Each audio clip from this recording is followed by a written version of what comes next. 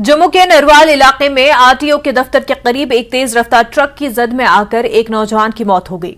उसकी शिनाख्त गुरुशरण सिंह साकिन संत मार्केट जम्मू के तौर पर हुई है।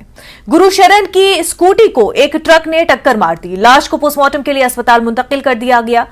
पुलिस ने मुकदमा दर्ज करके ट्रक को कब्जे में ले लिया है, ताहम ट्रक ड्राइवर मौके से फरार हो गया है। इधर ही खड़े थे, पीछे से शोर आ गया कि लड़का आ गया, गाड़ी के नीचे आ गया। गाड़ी के नीचे भाग के गए तो सरदार जी बस स्कूटर भी आ रहे थे, बेसिकली जी आ रहे थे वहाँ पे अपने वो है आरटीओ दफ्तर वाली साइड से, ये नरवाल मंडी वाली साइड की तरफ आ रहे थे। और रास्ते में इन्होंने क्रॉसिंग करने की, स्कूटर की क्रॉसिंग करने की कोशिश की। रंग साइड में थोड़ी स्कूटी फास्ट थी, उन्होंने दोनों ब्रेकें मारी, जो ये गिर पर वो टायर जो उसका उनके सर के ऊपर निकल गया। फिर हमने पुलिस वालों को बुलाया, पुलिस वाले आए, उनकी वो डेड बॉडी, उनका वो चाचे का लड़का आया था, उनका बेसिकली साला आया था, आंसवान उनके डेथ हो गई। स्टील के भांडे बर्तन वगैरह को नवे लैके आया सी, मेरे ख्याल सप्लाई का काम करता होया कोई कब किया रब ने। देखो जीवन रहा मौत किस तरह, जवान मुंडे की मौत किस तरह घेर के लाए, इतने बहुत बुरा हादसा है। Chief of army staff general Manoj Pande ने ऑपरेशनल तैयारियों का जायजा लिया। चीफ ऑफ आर्मी स्टाफ ने लाइन ऑफ कंट्रोल पर अगली चौकियों को जाकर सूरत हाल का जायजा लिया। इस दौरान उन्होंने फौजी जवानों से बातचीत की। चीफ ऑफ आर्मी स्टाफ को एंटी इन्फ्लेट्रेशन ग्रिड और फौज की मजबूत पोजीशन के हवाले से यहां तैनात कमांडरों ने ब्रीफिंग दी और एलओसी पर तहफ्फुज के हवाले से अपने अजाइम का फौजियों ने इयादा किया।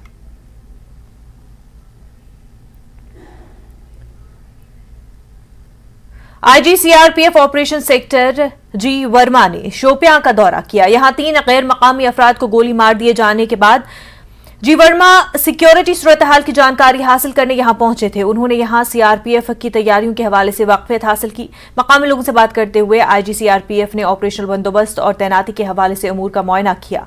वाफर तादाद में जवानों को तैनात करते हुए सिक्योरिटी ग्रिड को मजबूत करने की उन्होंने हिदायत दी।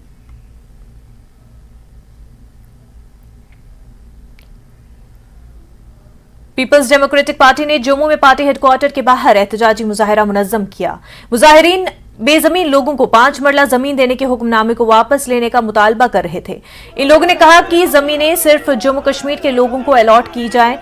पीडीपी के एक सीनियर लीडर ने न्यूज 18 से बात करते हुए इल्जाम लगाया कि बीजेपी अपना वोट बैंक बढ़ाने की कोशिश कर रही है। उन्होंने मजीद कहा कि जम्मू कश्मीर बिजली की पैदावार में आगे है, लेकिन यहां पैदा होने वाली बिजली का ज्यादा से ज्यादा हिस्सा दूसरे रियासतों को दे दिया जाता है और जम्मू कश्मीर के बाशिंदों से भारी बिल वसूल जाती है और उन पर स्मार्ट मीटर का बोझ भी डाला जाता है।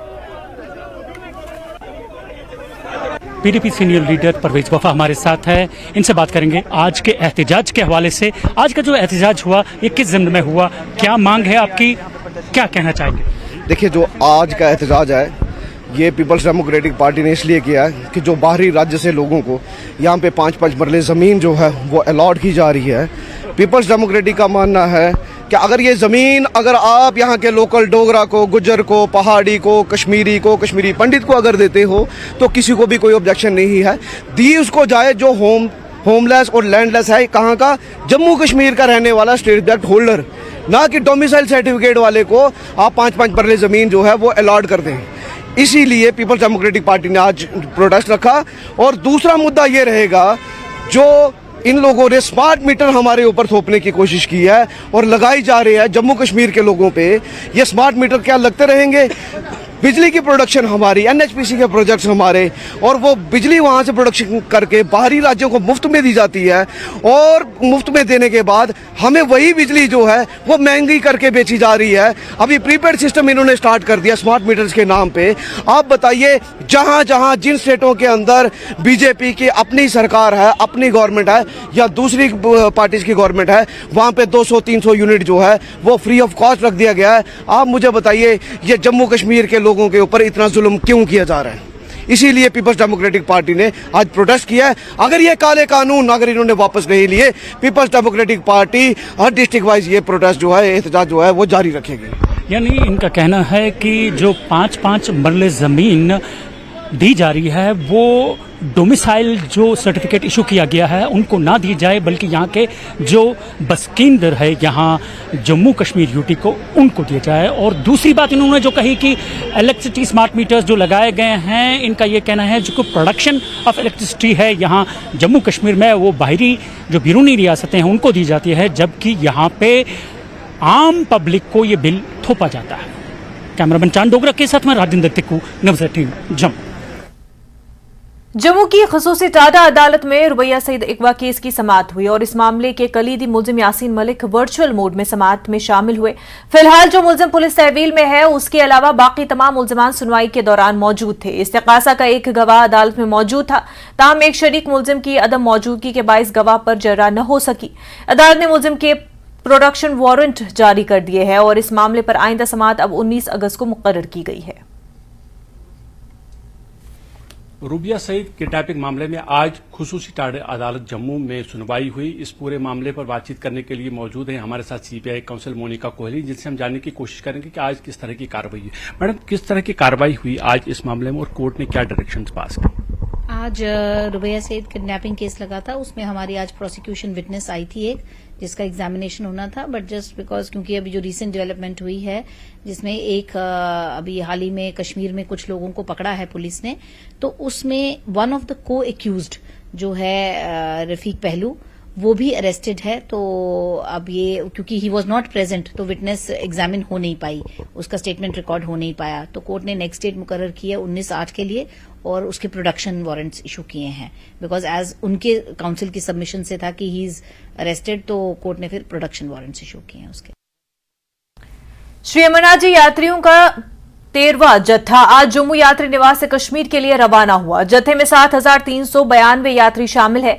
यात्री निवास जम्मू से आज सुबह 4 बजे जत्था रवाना हुआ। इन यात्रियों में 3,368 यात्री शामिल है जो बालतल के रास्ते यात्रा के लिए रवाना हुए, जबकि पहलगाम के रास्ते 4,024 यात्री रवाना हुए।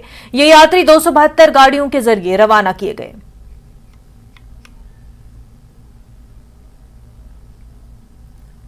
श्री अमरनाथ जी यात्रा पूरे मजहबी जोश व खरोश के साथ जारी है और यात्री मजमूई इंतजामात से खुश और मुतमईन नजर आ रहे हैं। देर असना यात्रियों की एक और जत्था आज नुनवन और बालतल बेस कैंप से दर्शन के लिए रवाना हुआ। अब तक तकरीबन 2 लाख यात्री मुकद्दस गुफा का दर्शन कर चुके हैं। पहलगाम से चंदनवाड़ी चढ़े हैं, काफी अच्छा रास्ता रहा, बहुत खूबसूरत रास्ता, सभी यात्रियों को काफी मजा आएगा यहाँ आकर।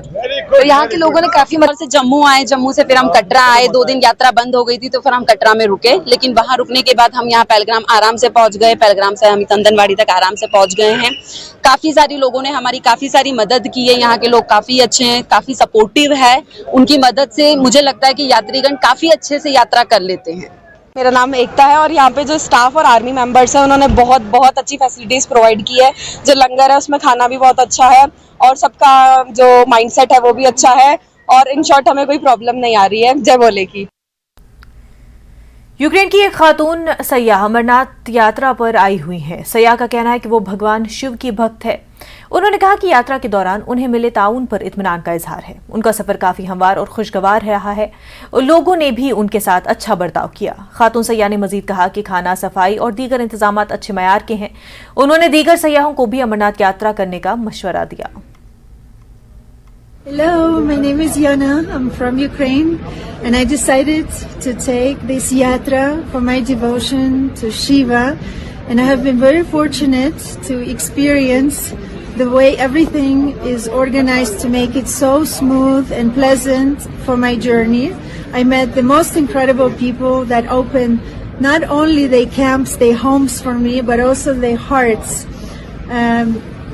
Panchtarni camp has been like a family to me. They took me in like a refuge and they made sure I'm very safe, very comfortable, everything that I needed. Also to point out, with millions of people attending Yatra, sanitation is on top, food is on top, the best quality, everything everywhere is very clean, very well organized, people are smiling, here to help, make sure I feel well. Medical is always there to assist. This is probably one of the best spiritual journeys I have ever embarked on.